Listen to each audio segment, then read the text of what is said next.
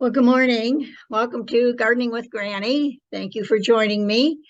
It is the end of January and it's snowing, and I'm looking out the window and I'm seeing icicles. Um, and I'm itching to garden. So if you're like me and you have the scenery I'm having right now, you probably are twiddling your thumbs and waiting for the weather to change a little bit. I have done my winter sowing. If you haven't seen that video, I'll link it in the description below. It's a great project to do in the winter time when you're a gardener that is um, wanting to get into the soil and sow your seeds. I've also done some ranunculus and anemones. I started them as corms, and they are growing in undergrow lights right now, which is exciting. But I've been looking over all my seeds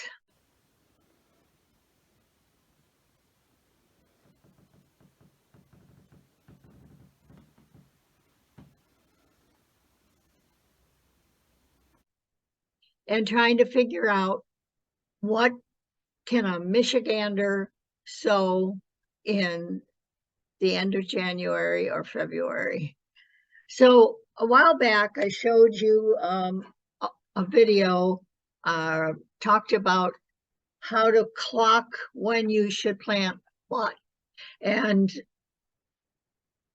you could go to Google and just say what you're planting, what's the planting zone for, and then you would put your city and state or your zip code, and it would tell you your last frost date. So we talked about that, and I've gone to Cindy at MI Gardener's Planner, and I wrote down that our last frost date is May 5th, and our first fall frost will be October 14th, supposedly. And that gives us 161 growing days. And that's important information because on a seed packet, it'll tell you how long it takes to germinate and when you can expect some kind of a harvest. So then I go to my calendar and I start at May 5th and I chart the weeks. So May 5th is week 1, and then you build up until you get to January. And in January, this just started, this week is week 13. Now, there isn't much that you can grow 13 weeks from planting, but you can do things under grow lights like salad greens. You can start salad greens and you don't have to put them outside. Salad greens, unless they're the head version, you want to make sure you got leaf version, the cut and come again. And those you can plant now. In a few weeks, you can harvest these new leaves and make a salad. And that alone will help us to feel like we're accomplishing something in the garden. So I've been going over all of my seeds and what I can plant. Also, if you have something like a green stalk, which I do have, vertical garden that you can cover, that is close to your house so that you don't have to go a distance to cover, and it has kind of the protection of the house. So I bought the cover that you can put on the green stalk. And so on nice days, I can take the hardened off veggies, put them in the pocket of the green stalk, and on nice days it will be fine. And if it's going to have a chill factor or be colder than 30 degrees, then I can cover it. Or maybe it's 45, 50 during the day, but at night it may dip down to 30. So then during the day I can have the cover off, be growing cool, hardy vegetables or fruit or whatever. Like I do have strawberries in there, and still be harvesting. I think I harvested lettuce and kale last year in early April. So you can be growing and achieving things. Also, there's something known as sprouts. Now, sprouts are wonderful. You can grow them anytime. They don't need a whole lot of daylight. Of course, grow them inside. My husband is the sprout master of the family. And so we've had wonderful alfalfa and radish and mung beans, a variety of sprouts that we can put on dishes, on sandwiches, even on eggs. In the morning, I can sprinkle it on my omelet when it's done. Some way of having fresh, raw veggies during the winter time. Sprouts contain an enormous amount of vitamins and minerals and nutrients that help to keep us healthy.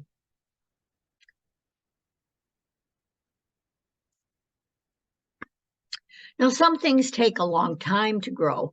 So like onions take a really long time to grow. And if you start them inside, you can have a real good start at having onions come to a bulb. I've not had very good luck creating a bulb onion. I've tried purchasing onion sets. I've tried growing from seeds. I'm going to try again this year, but I don't necessarily mind because I love onions in the shallot stage. I love them in the green onion stage. I think it's wonderful having red onions in that scallion stage. It's a treat. They're very pretty in dishes. I also love leeks. Now, I haven't been totally successful with leeks. I have had some leeks that are just a bit larger than a green onion, but they are tasty. And I keep trying. So I think sometime I'll be successful. I'll hit the lottery there and be successful. Other things that take a long time is celery. Now, I have been extremely successful with celery.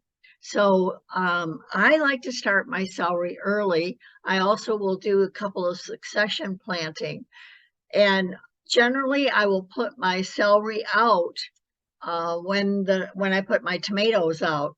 And so I put the tomatoes on the outside and I line the celery on the inside, and it protects it from the sun. And when celery has a harsh sun on it, it's tough.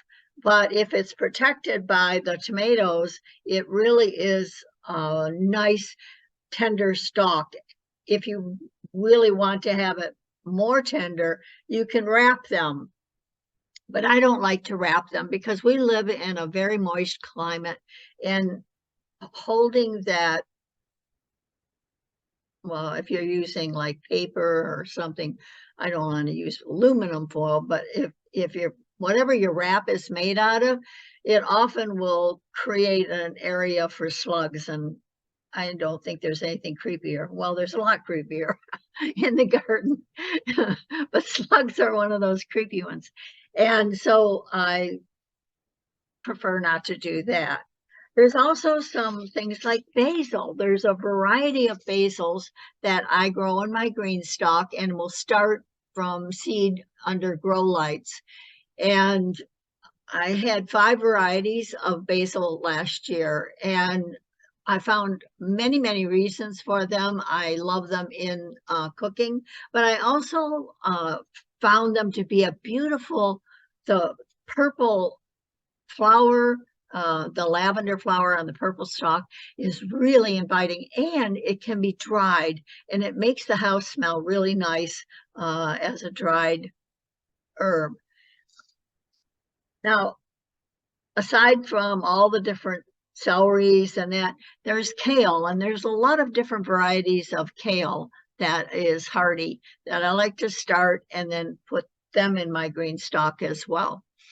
So if you don't have a green stalk, you might consider a sunny window. Parsley grows really, really well inside in a very sunny window. So if you've got the advantage of having a sunny window, parsley will grow, and I've seen some people be successful with basil. So I hope that you're charting when you can plant what. There are wonderful charts on the internet that will help you with things. Some of them are pretty confusing, and it's just like, you just have to experiment. So I had this one, which I thought was interesting, but it doesn't encourage starting indoors until March. Well, I don't want to wait that long. Then there was this chart, which I thought was a little better. This one was from Mother Earth News, and you can actually plunk in the month, and it will tell you what you can sow indoors during that month. And these were all the ones for February, which we're only a day away from. So asparagus, broccoli, cabbage, celery, kale, leek, lettuce, matcha, I don't know what that is, onions, bulb, radicchio, scallions, shallots, and spinach. And so there's a wide variety. Now, they didn't mention some of the things that I'm going to be like parsley, and they might have another area for herbs, and they consider parsley an herb, which it is. So check around if you're in zone 6 and you're itching to do some planting. Of course, if you're in 7 or 8, you're probably way ahead of me right now, and you've been already starting seeds. But if not, get out those seeds, start organizing them, start figuring out when you can plant them, and when you want to put them outside, it is a time to plan. So until next time, this is Dr. Mary. Thanks for watching Gardening with Granny, and I'll see you in the next